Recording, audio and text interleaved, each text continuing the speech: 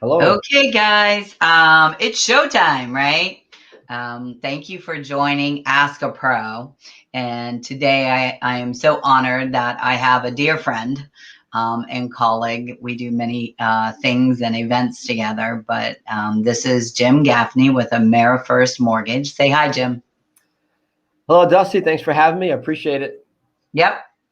So Jim is a branch manager for AmeriFirst in Valrico. He is a family man. He loves his family and takes it very seriously. He's married to his wife for how many years now?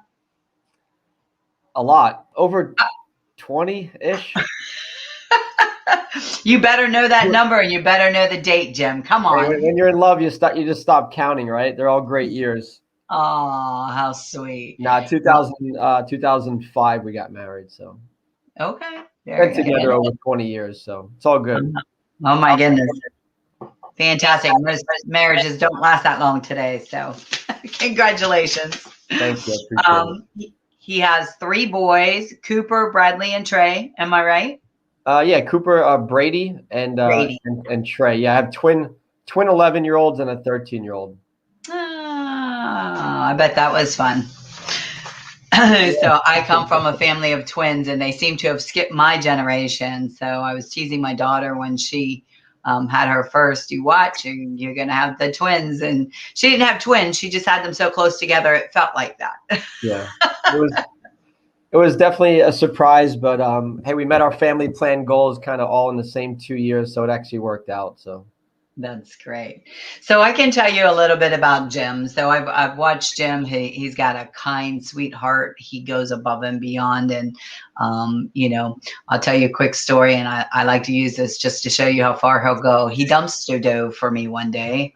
I had accidentally thrown my phone in the trash when I threw the trash out of my car, and I was late for an event. So I went to the event and he went back to the location and jumped in the trash. Not really, stuck his head in and his hand in and got my phone and brought it back. And so from that point on, Jim and I have he's been very near and dear to my heart, and I absolutely love him. So you would be in good hands doing business with Jim Gaffney from AmeriFirst Mortgage. So well, thank you, let's go Dustin. on and let's talk, Jim, a little bit about debt. Okay. So the consumer faces debt all day, every day. So what are some of the issues that the consumers are facing when it comes to debt?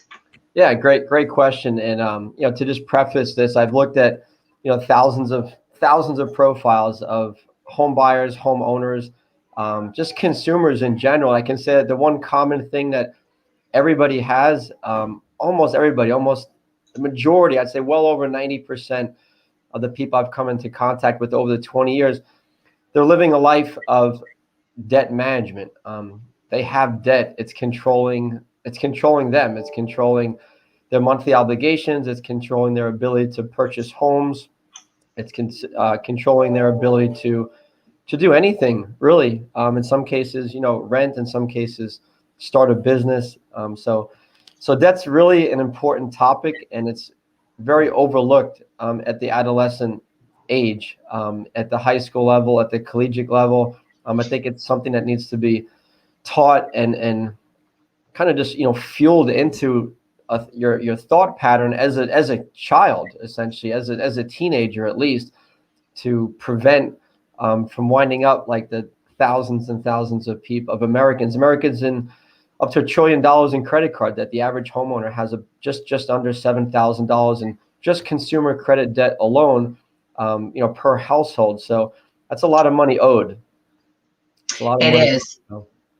I can honestly tell you I've struggled with financial ruins, in my opinion. I've had mine as high as 30 and 40,000. Made the mistake one year and took money out of my 401k to pay everything off. Never do that. You get killed on the taxes. But it's a very controlling factor. And, when kids graduate from high school, they turn 18. So they're considered adults, right? And then they get all these credit card offers, free money in the mail, right? You want to talk to that a little bit? Yeah. Well, to talk to the teenager who is starting to have credit, I guess the message to that person would to be to really understand first the implications of debt, or what debt can do to you, and just understand that debt, you're kind of hedging your future income when you take out credit card debt. You're borrowing money today. For example, someone who has $10,000 on a credit card, paying it just an average, I don't know, 14-15%, I guess is average.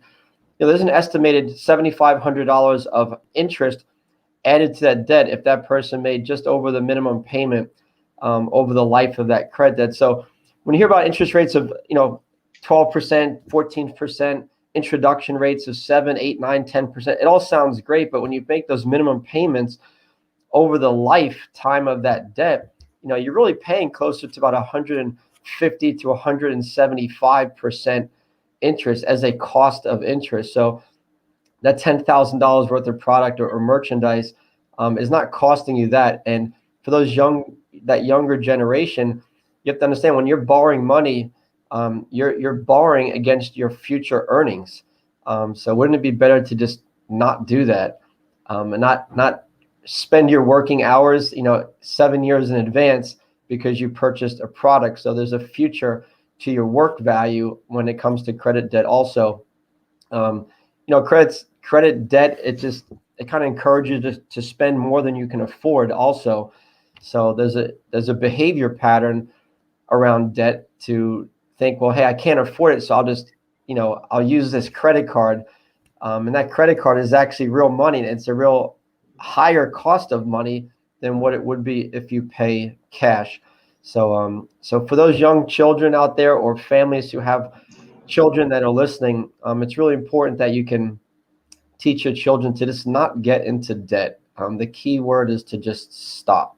If you're currently in credit debt right now, you're utilizing credit, just stop. Just have a starting point to just eliminate it. And for children to understand that, building massive credit debt, it can affect your health. I mean, these people, you get older, and having massive debt is a strain on a family financially. It's a strain on a marriage.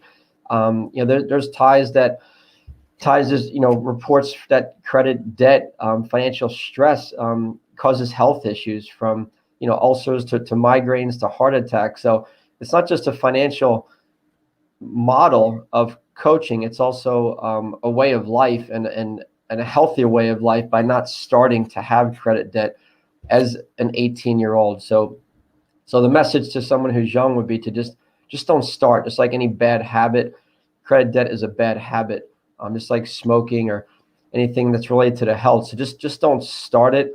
Do everything you can to pay cash for it, or do without it.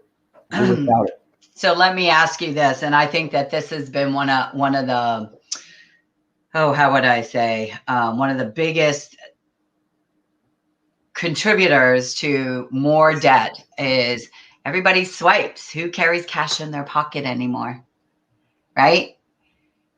These Google Pays, these, you don't have to touch anything, and you make it nice, simple, and easy. You can attach a credit card, or you attach it to your bank account.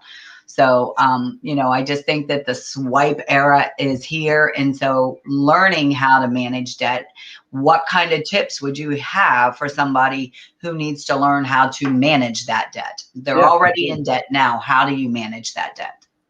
Well, that's great. Well, first of all, that's a great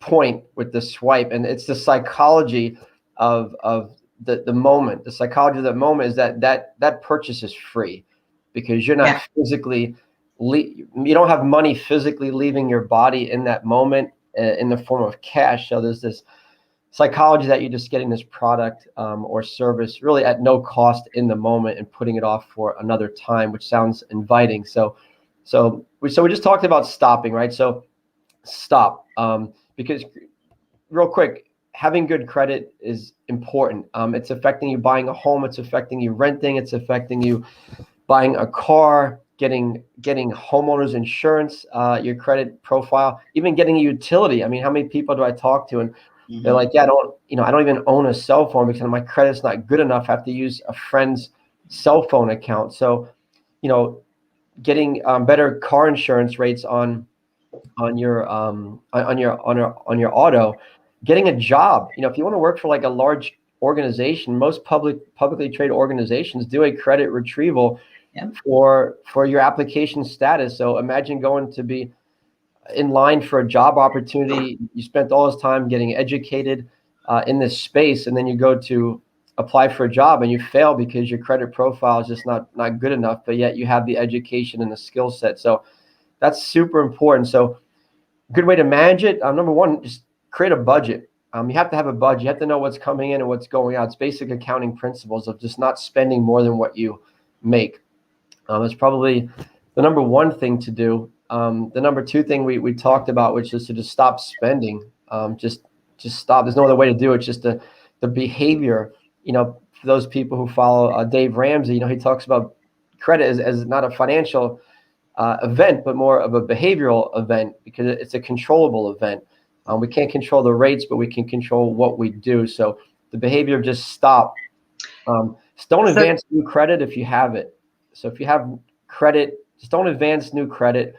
Take what you have right now and start to manage a repayment plan. So get with the financial professional, go online. There's a lot of calculators out there, and start to have a plan of how you're going to pay off your credit debt. My encouragement really is it's been coined the snowball effect, which is to just start with the lowest first. So from a behavior standpoint, that's kind of the easiest, in my opinion. Again, this is just my opinion, having seen a lot of consumers' credit debt out there, and it can be overwhelming starting with the highest. But if you start with the lowest credit debt first, put all your eggs into that basket, and then move on to the next one and the next.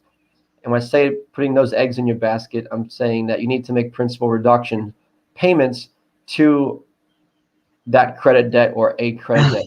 Making interest-only payments is just going to elongate the cost of that product, and you'll have just spent $1,500 on a $400 item over the course of 5 years, and that's just not efficient. So Jim, let me ask you two questions. One, does AmeriFirst, or do you have somebody that you refer, somebody who needs some credit counseling or credit assistance to manage that debt? Do you have a program that you can help someone do that? Yeah, I mean, anytime we speak with a consumer or a potential home buyer, we're going to put them on a path for improving their credit if it's preventing them from buying a home. So yes, we have some vendors that we really trust that do a great job for credit repair, for those people who really need like an in-depth credit repair. But just for basic credit coaching, I mean, I'm able to provide that. My team's able to provide that as just a service level as part of what we do. Okay. And that could be as simple as paying down a credit debt at the time of application. Remember, your credit report is really just a snapshot, just a profile at that moment in time. And that's not to say you can't change that photograph by manipulating or paying down a particular creditor.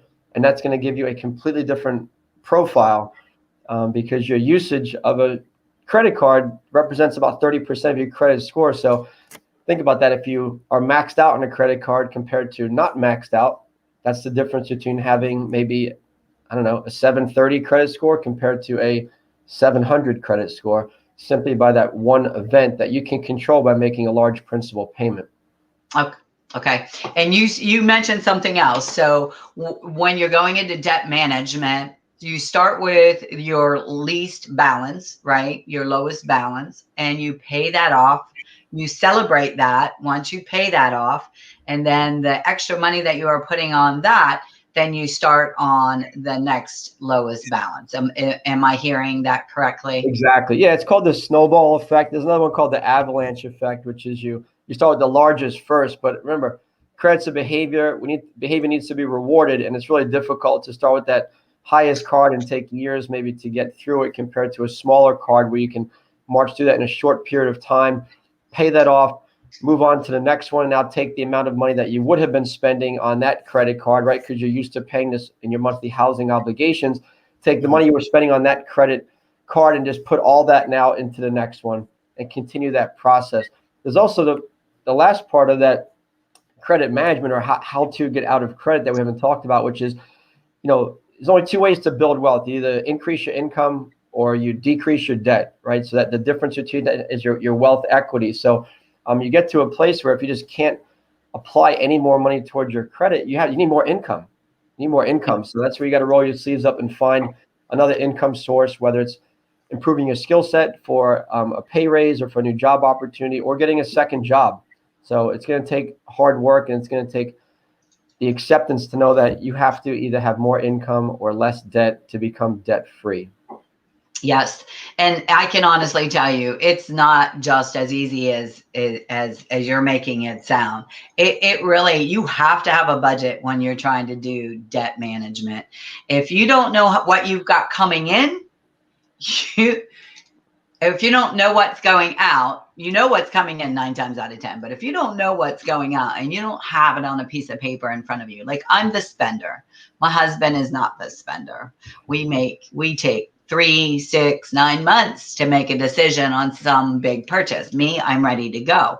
So we kind of counterbalance. And I think you find that in most relationships where one person's a spender and the other one is much more conservative. But that budget, if you don't have a budget, I don't know how you manage, because I've tried it without it and it really doesn't work, because again, I'm not watching where my money's going, and I'm not using that mental snapshot. Okay, I have to put X amount of dollars here, X amount of dollars here. And then I realize, oh my, like really? And you can't get out of debt continuing to spend and trying to do the program. Am I right? You can't. My encouragement is to get started, right? And start a payment plan. And you don't realize that we're really tech savvy now. You can use your apps for Capital One and Citibank and all these credit cards. Go into your app or go onto the website, structure a payment plan, a fixed payment plan. This is not what your minimum payment due is. You're still going to pay your bills like you would normally pay your credit card, but structure a fixed auto debit, right? To where you're putting whatever, $25 a month or $25 a week, whatever you can afford, but have your credit cards on autopilot for principal reduction. You're not going to miss the $20, because it's a lot easier when it comes directly out of your account rather than for you to have the discipline to physically log in, make a principal reduction, or for those people, including me, who are still writing checks because we're kind of old school, to physically write that principal reduction check. It's just an added effort. So why not just create a payment plan where you are making principal reduction payments every month with your lowest credit card in an amount that's like manageable, that you won't miss it, but still enough to where you're going to make an impact on that creditor. So get started on the payment plans. It does make a difference. I have one where I did like $20 a week or $10 a week, I forget. But over the course of the year, I was like, wow, like it's gone compared to where you just make it, because it's on autopilot, right? Right. When you get that bill and you see minimum payment $80, and you're like, well, I owed $5,000. $80 sounds pretty good right now. I'll just pay that for now. So get the discipline to start the payment plan on autopilot. Gotcha. So you do mortgages, right? We do that too. So how does credit affect purchasing a home? How does that play into the whole mixture? It's a giant role. I mean, the current lending environment is that of risk. And I say the word unfortunately, but Fannie Mae and Freddie Mac and all the big bodies behind home lending and mortgage-backed securities, they look at credit and credit scores as your report card for your lending profile. And they're going to grade that report card specific to your credit. And when I say grade, are you talking about your interest rate? Talking about how much they'll lend you, talking about your people who are paying PMI. PMI is a credit score also driven product. For PMI, by the way, is if you're not putting down 20% on a conventional loan in the U.S., you'll be paying something called principal mortgage insurance. That's credit score graded. So for most first-time home buyers who don't have substantial down payments, they are paying PMI, and that credit score is going to affect how much they pay for it. And just, a difference in interest rate could turn into thousands and thousands and tens of thousands of dollars over the life of the loan by having a higher rate or a lower rate solely as a result of your credit score. So getting a mortgage, having a higher credit score is going to substantially improve your profile and your loan terms that will affect the payment really for the next 30 years. Yep. And qualify. You may just not even qualify. There's a lot of lenders out there just have floors where they just say, hey, just under a 600 credit score, we're just not going to lend to you, period. So it's also affecting your ability to own a home and, have the obligation to be a renter forever, and not have the opportunity to enjoy home ownership and all that comes along with home ownership, with the tax advantages and equity building and wealth building. So it's really important. It's really important. And you got to know what it is. You can go to annualcreditreport.com. It's a free site owned by Fannie Mae or run by Fannie Mae. So they will not charge you a credit inquiry, but you can get a snapshot of your credit at annualcreditreport.com. And you have to know what's on it. You have to know what's on it. Yes. And you can dispute, hang on, I told you I don't talk and type it very well. Annual credit report.com. Okay. I have no affiliation with this site. As my disclaimer, this is a public site there's no cost to it, by the way. But you should know, if you have a collection account, you want to get that paid off right away. And you'd be surprised how many people don't know they have a collection account to some, yes, doctor's office from 5 years ago, or a utility bill from another 7 years ago or something like that. And there's that myth that collection accounts fall off, or, oh, it's going to drop off. Well, it kind of doesn't just drop off. It might get older and be less impactful, but it's not just going to disappear. So when you owe somebody money, traditionally, that debt's going to stay with you for quite a while. Is that true? So, I mean, how far back do you go in credit history? The credit reports determine that. There's algorithms that they use for risk and reporting. So a credit profile through our vendor that we use and most lenders use is really going to show kind of everything. I mean, if you had a mortgage in 1989, like it's going to show on there as a closed account. So the history is going to go back really far. The delinquencies really don't go away. I just really haven't seen any delinquencies say, oh, that was over 7 years old, so it dropped off. That's a myth. You owe somebody money, so they're going to keep collecting it. They're going to pass it from collection company to collection company, selling that debt from one company to another, and they're going to keep trying to collect it, and it's going to remain on your credit report. That's interesting. That's not what we hear. Like when you're some maturities to some credits do have some maturities to how they'll report. So I don't want to take that away, that if a particular collection company gives up after 10 years and has a relationship where they just exit from that credit debt and report that to the credit bureaus, it's just very uncommon that happens. Gotcha. Okay.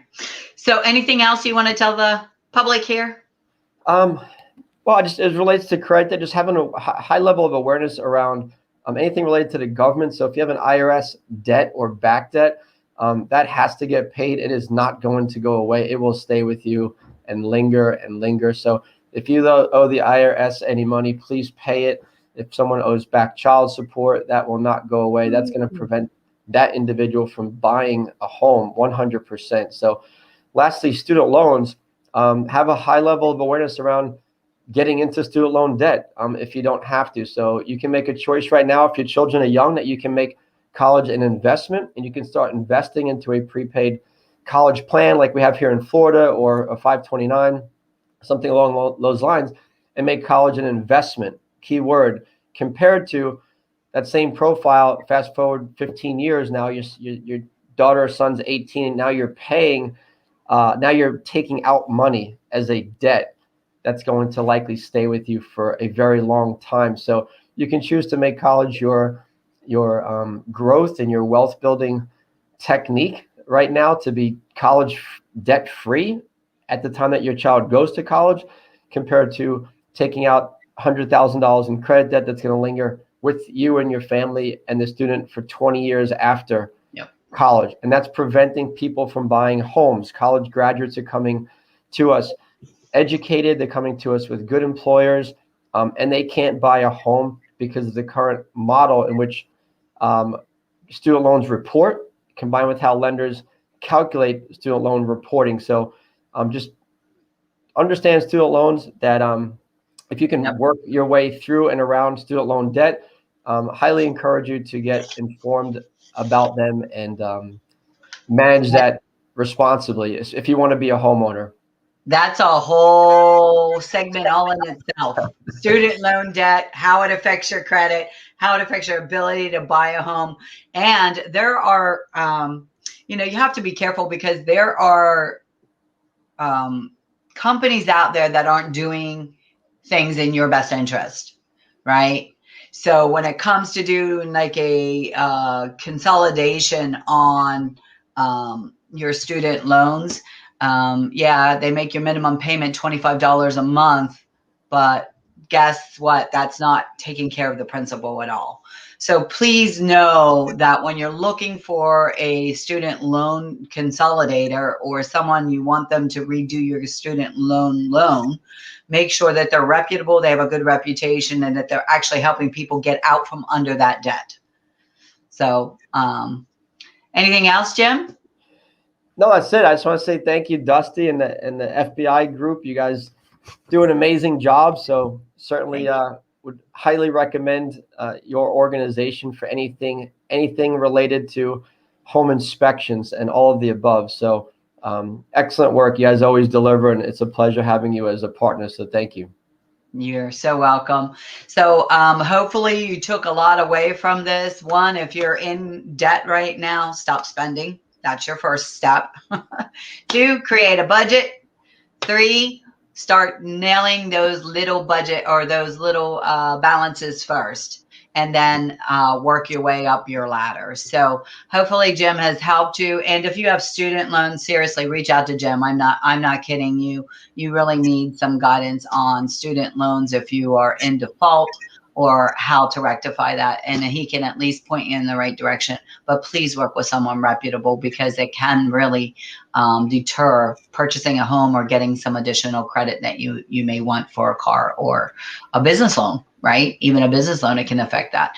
So thank you, Jim, for being my guest today. And we will be back in 2 weeks. And I'm going to have one of our inspectors come on and join us and talk about what? Inspections. So I thought that might be fun for us. So bring your questions. We'll be back on the 20th of May with Ask a Pro. Thanks. Have a great day. All right. Thank you, Dusty. Take care, guys.